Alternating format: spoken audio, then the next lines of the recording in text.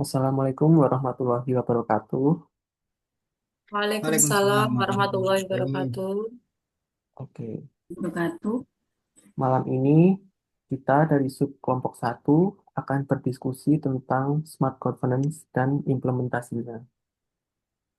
Jadi terima kasih atas kehadiran teman-teman sekalian dan juga mungkin pembuka ya, smart governance itu sudah jadi keharusan di sekarang karena kan di era digital mau nggak mau pemerintahan itu harus menerapkan digitalisasi. Jadi pemanfaatan smart governance itu harus dimanfaatkan dengan sebaik-baiknya. Maka dari itu, nah jadi kita satu persatu memaparkan apa itu smart governance dan penerapannya di setiap OPD masing-masing. Oke, mungkin dari saya dulu ya. Jadi smart governance itu sebuah tata kelola dari pemerintahan yang memanfaatkan teknologi. Jadi dia itu memanfaatkan teknologi untuk kolaborasi, menciptakan layanan publik yang lebih efisien dan responsif. Tapi smart governance itu nggak hanya tentang teknologi aja, jadi harus membentuk budaya kerja baru supaya kerja lebih cepat dan lebih mudah dalam memanfaatkan digitalisasi, sehingga akan menjadi lebih sinergi antara pemerintah, masyarakat, dan pihak lainnya. Lalu untuk lalu untuk contoh penerapan di OPD saya yaitu di Diskominfo Gresik, yaitu adalah pemanfaatan SPBE, yaitu sistem pemerintahan berbasis elektronik. Jadi apa itu SPBE ya? Jadi SPBE itu sebuah kebijakan tata kelola dari pusat untuk membentuk kebijakan supaya seluruh layanan pemerintah yang berbasis teknologi itu terintegrasi dan dalam satu sistem yang sama, sehingga tidak ada aplikasi yang berdiri sendiri-sendiri. Jadi dengan integrasi seperti itu, pelayanan menjadi lebih cepat dan dapat dimonitoring lebih baik. Gitu kalau tentang garis besarnya SPBE. Nah, selanjutnya dari teman-teman ya. Yang pertama, yang kedua yaitu Mbak Indah. Silahkan. Ya, selamat malam teman-teman. Ya. Menurut saya, smart governance itu sebuah tata kelola pemerintahan atau birokrasi yang lebih mengedepankan digitalisasi seperti yang sudah disampaikan oleh Pak Fani tadi, supaya suatu birokrasi itu bisa lebih responsif dan bisa lebih terintegrasi. Salah satu contoh yang sudah diterapkan di Puskesmas Lempit atau OPD saya yaitu dengan menggunakan e-puskesmas. E-puskesmas di sini sudah terintegrasi dari mulai pelayanan rawat jalan, gawat darurat, resep semuanya dijadikan satu di e-puskesmas. Jadi ketika nanti pasien mendapatkan resep, pasien mendapatkan dirujuk ke gawat darurat atau harus melakukan rawat luka di gawat darurat, kita tidak perlu membawa kertas atau tidak perlu membawa resep kemana-mana. Sudah tidak ada kertas di mana-mana. Jadi bisa terintegrasi lewat aplikasi e-puskesmas seperti itu. Menurut saya seperti itu sih Pak Fani. Nah, oke, oke. Berarti pemanfaatan e-puskesmas itu penting ya buat di pelayanan puskesmas sekarang. Iya betul. Soalnya kalau nggak ada e-puskesmas kita bisa kerja 2 kali. Oke, sip, sip. Baik. Hmm, siap. Terima kasih, Mbak Indah. Oke, selanjutnya dari Mas Edo. Silahkan. Oke, terima kasih. Assalamualaikum warahmatullahi wabarakatuh. Ya, Waalaikumsalam. Warahmatullahi wabarakatuh. Nggak jauh beda. Kalau kita semua tahu sekarang pemerintah menerapkan ASN Smart Governance. Nah, jadi demi mencapai Indonesia Emas tahun 2045, kita sebagai ASN diwajibkan untuk belajar melek teknologi yang paling baru karena sekarang semuanya zaman serba digital. Jadi mau nggak mau kita sebagai pelayan utama masyarakat harus bisa beradaptasi dengan semua itu. Jadi yang diharapkan dalam pemerintahan seperti itu. Jadi nanti pelayanan itu lebih cepat, paperless, kita nggak harus bingung-bingung penumpukan sampah kertas. Nanti juga waktu yang diperlukan juga lebih cepat kayak gitu. Tujuan salah satu tujuannya smart governance. Saya di Puskesmas isunya juga hampir sama seperti Mbak Indah tadi. Penerapan EPUS itu memang bagi saya mengaruh sekali karena di Puskesmas Sanggapura EPUS itu belum maksimal. Jadi belum optimal penggunaannya.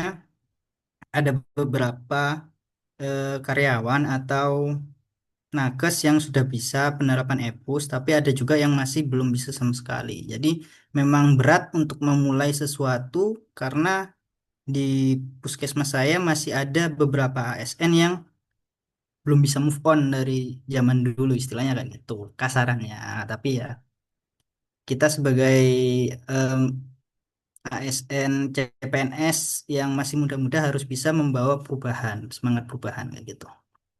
Nah, jadi semoga nanti eh, sebagai ASN kita bisa menanggung beban smart governance ini lah kayak gitu.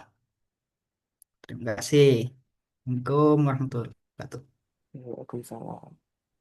Oke, sip. Oke, bisa langsung lanjut ke Mbak Sita. Ya, halo. Ya, selamat malam teman-teman.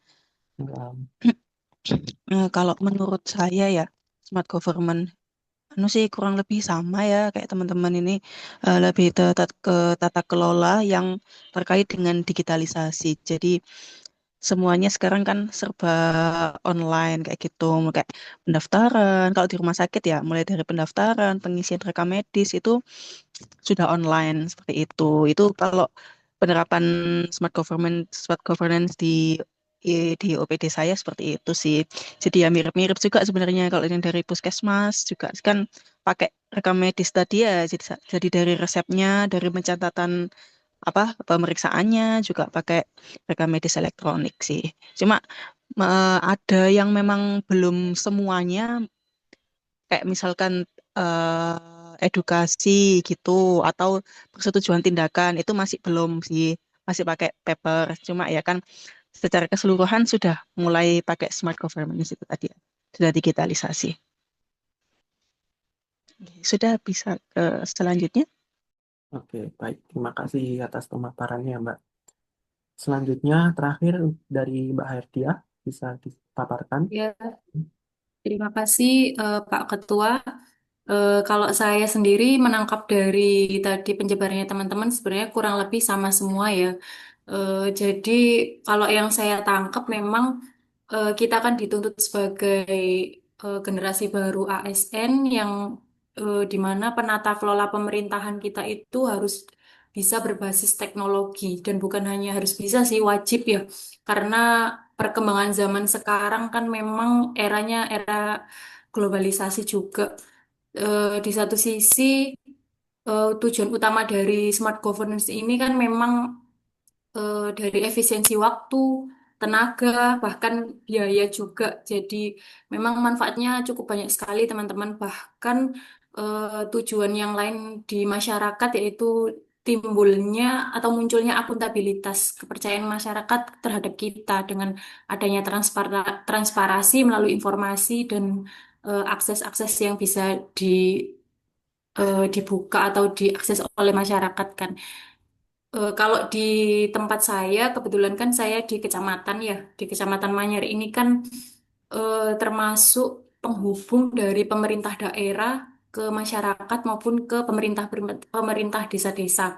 Kebetulan hampir semuanya menggunakan aplikasi teknologi juga, ya termasuk di bagian penganggaran dana desa, terus alokasi dana desa dan sebagainya itu semuanya mulai dari pelaporan, penyaluran itu memang jadi satu di pusat, teman-teman. Tinggal kita bagaimana mengoptimalisasikannya dan termasuk SDM yang ada di sekeliling kita bagaimana menggunakannya gitu. Oke, baik. Nah, Oke, baik-baik. Terima kasih atas pemaparannya. Oke, jadi selanjutnya, tadi kan kita udah saling menjelaskan, udah ke spill tuh sedikit-sedikit isunya. Nah, menarik nih kalau kita bahas 3 isu yang terpilih dari masing-masing yang lebih detail. Oke, ada yang minat untuk menjelaskan isu yang mungkin paling berdampak gitu ya buat sebagai ASN sendiri atau sebagai masyarakat. Nah, oke, yang pertama boleh siapa yang bisa jelasin isunya? oh iya, kemarin kan kita dari kelompok sudah membahas ya, Pak. Dari 3 isu Ya. yang kita angkat, yang saling berkaitan juga, kebetulan punyanya Hmm. Mbak Sita, Mas Rido, sama punyanya Mbak Indah ya. Hmm. Jadi mereka memang basicnya basic kesehatan dan hambatannya juga ada juga di teknologi. Jadi mungkin barangkali Mbak Indah atau Mbak Sita atau Mas Rido dulu yang menjelaskan Hmm. hambatannya. Boleh, boleh. Saya dulu. Siap. Terima kasih waktunya. Jadi kemarin itu kan dari hasil voting dari teman-teman. Jadi untuk isu yang paling istilahnya paling banyak dipilih itu di punya saya bahasnya tentang tadi pelayanan masih manual, kadang kita kerja 2 kali. Jadi belum optimalnya penggunaan e-puskesmas itu. Karena saya berasal dari Pulau Bawean, ya mungkin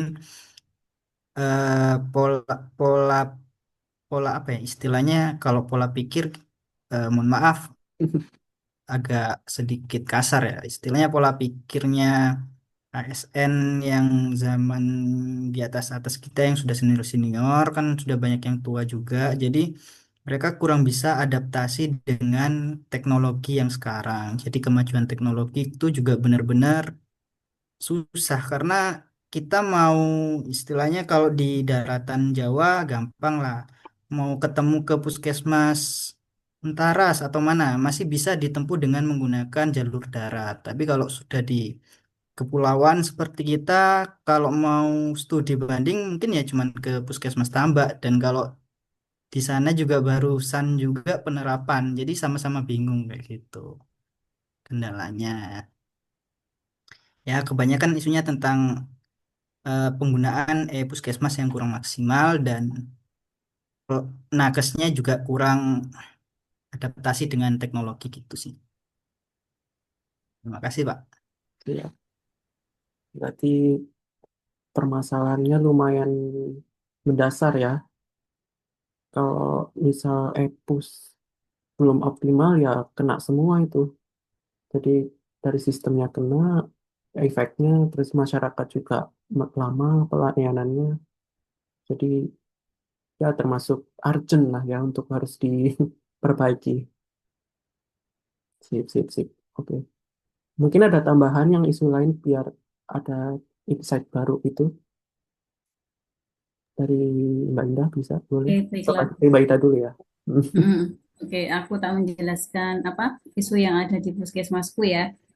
Di puskesmas Lempit itu masalahnya itu masih sering terjadi penumpukan antrian di Hmm. setiap pelayanan, baik itu di poli umum, baik di poli lansia, poli MTBS, itu sering terjadi penumpukan antrian. Jadi banyak pasien yang mengeluh kok lama, kok enggak dipanggil-panggil gitu. Jadi penggunaan mobile JKN, menurut saya penggunaan mobile JKN-nya itu masih kurang optimal. Seperti kayak penggunaan antrian online. Kan kalau misal di Ibnu Sina kan kalau mau ke poli gitu kan, H-1 kita bisa lewat antrian online gitu kan. Biar enak nanti datangnya disesuaikan dengan nomornya seperti itu. Nah, kalau di Puskesmas Lempet itu kebanyakan yang datang itu em, pasien-pasien yang usianya di atas 40 tahun. Jadi mereka tuh seperti kayak males gitu loh kalau pakai HP nggak bisa. Terus juga anak-anaknya juga nggak semuanya kan ada di rumah. Jadi kebanyakan dari pasien-pasiennya itu lebih memilih datang langsung aja, nggak usah daftar online seperti itu. Terus penggunaan telehealth juga masih belum optimal. Penggunaan telehealth itu kayak seperti Halodoc gitu loh. Bisa konsultasi online lewat mobile JKN itu juga masih belum maksimal. Kalau memang sudah maksimal itu bisa mengurangi jumlah pasien yang datang kan, bisa mengurangi penumpukan pasien di puskesmas seperti itu sih. Kalau di puskesmas Lempit seperti itu.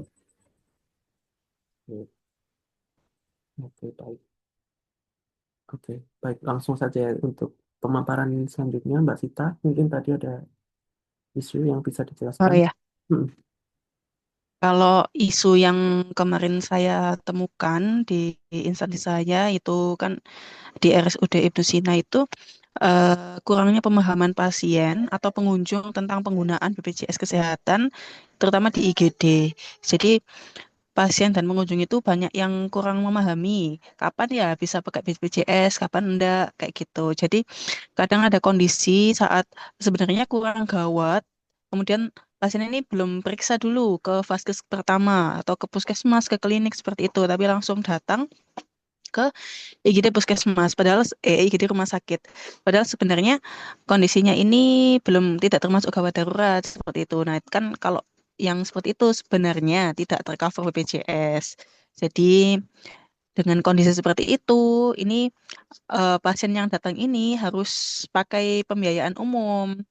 Padahal sebenarnya mereka punya BPJS yang bisa digunakan kalau misalkan ke vaskes pertama dulu seperti itu kan jadinya ini kalau dampak buat pengunjung kan jadi double cost ya, jadi harus membayar pembiayaan umum padahal sebenarnya punya asuransi kesehatan yang bisa digunakan seperti itu. Tuh. Oke, baik, baik. Oke, dari Jadi intinya memang ya. ini ya Pak, apa eh, hambatannya juga dari SDM, Hmm. baik SDM bisa jadi petugasnya atau dari masyarakatnya yang kurang Hmm. aware gitu. Kadang itu sih yang susah untuk merubah. Ya, Kadang mindsetnya teknologinya ya. sudah siap, SDM-nya yang belum siap. Oh, iya, iya. Benar, Oke. Hmm. masih belum paham ya. Oke. Oke. Gimana teman-teman? Menurut teman-teman itu Hmm. cara mengatasinya Ya. apa? Iya, betul. Kalau yang di saya pernah dengar di Puskesmas itu yang isunya Mbak Sita kemarin sempat juga ada kayak istilahnya sosialisasi Mbak Sita. Jadi penyakit-penyakit apa aja yang bisa yang bisa ditangani oleh BPJS 140 berapa ya? Ya, Ya itulah 144. istilahnya Heeh. 144 penyakit itu bisa Hmm. ke puskesmas dulu sebelum SUD, baru nanti Benar. dilakukan lebih lanjut kalau memang di puskesmas nggak ngelayanin kayak gitu Ya, kemarin. memang seperti Udah ada itu. kok sosialisasinya sebenarnya. Ya, Heeh. cuma mungkin ya Tapi ya masyarakat ya, sosialisasi Hmm. enggak sampai ke semua masyarakat itu Hmm. tadi. betul betul betul betul. Nah, seharusnya itu bisa loh pakai teknologi masa kini, WA group, Iya. kasih Simpel aja kecamatan-kecamatan yang orang pakai atau semua iya gitu. kan bisa kan itu kan. Heeh. Hmm. Hmm. Iya. Harusnya seperti itu sih. Emang Ya, merubah kebiasaan lama itu emang butuh waktu sih emang. Tapi ya yang setidaknya kita kan mikirin oh harusnya seperti ini, harus dampaknya Iya, apa. betul. Nah, sip. Oke. Berarti terlihat ya dari Soalnya, ya, tiga isu soalnya tadi. di Hmm. Ya, soalnya di pemerintahan kita juga kan termasuk ini masih kategori negara berkembang juga kan Pak, bukan negara maju, masih belum negara maju. Iya, Jadi beda untuk pola pikirnya. nggak kita kemana. Ya udah, udah, udah. Langsung aja ya berarti. Kita ambil kesimpulan kalau terlihat dari tiga isu tadi itu terlihat sepakat ya, apa langsung dulu sepakat kalau dari punyanya Mas Edo itu termasuk urgensinya tinggi, Terus keseriusannya harus juga tinggi sehingga perlu dengan cepat bisa dilaksanakan jika ada perubahan. Itu ya. Oke, Setuju sih. Ya, ya. setuju. Baik. Oke, setuju, Pak. Siap. Oke. Mungkin dicukupkan untuk diskusi kita hari ini, malam ini, supaya bisa, jadi dari pembelajaran ini kita dapat insight baru kalau ternyata hal simpel aja bisa merubah dampak yang besar gitu dengan smart governance tadi. Oke. Oke, terima kasih semuanya. Sama, Pak. Sama-sama. Terima kasih. Sama-sama, terima kasih, Pak. Terima kasih, teman-teman.